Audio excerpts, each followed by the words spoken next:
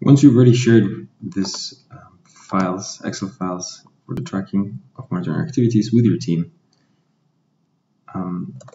you should go through each of the fields inside the file and explain to them how to complete each one of them. For example, here in under offices, in our case, we have multiple offices, and we select the offices in those responsible for those monitoring activities. It's a drop-down list. Any drop-down list you'll find here, you can modify right directly on the next sheet.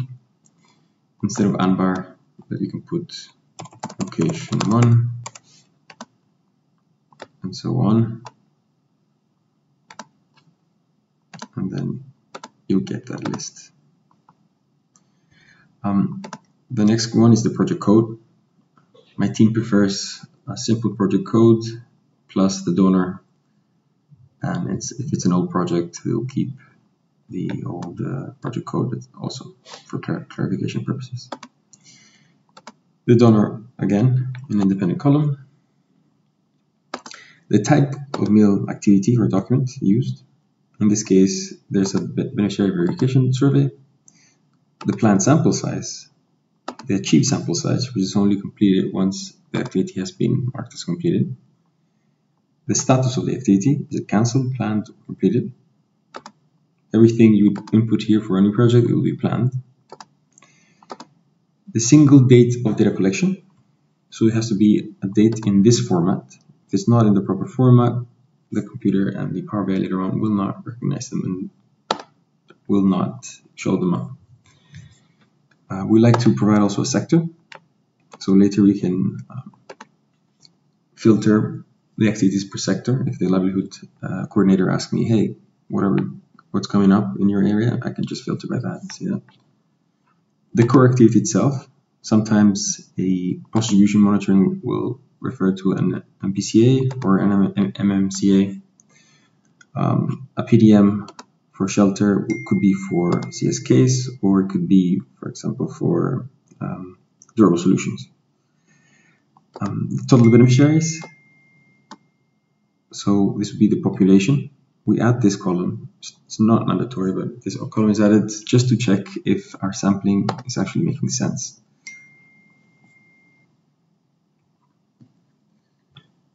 The location, in this case the governor and the district. So later, if you want to filter activities by location, you can also do that.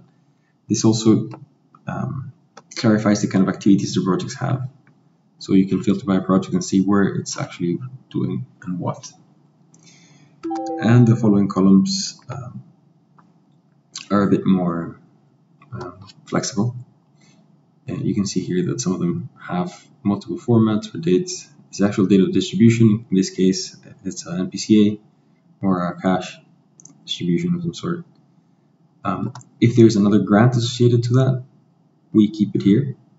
For example, there's some projects that have multiple grants, and that's a column for us.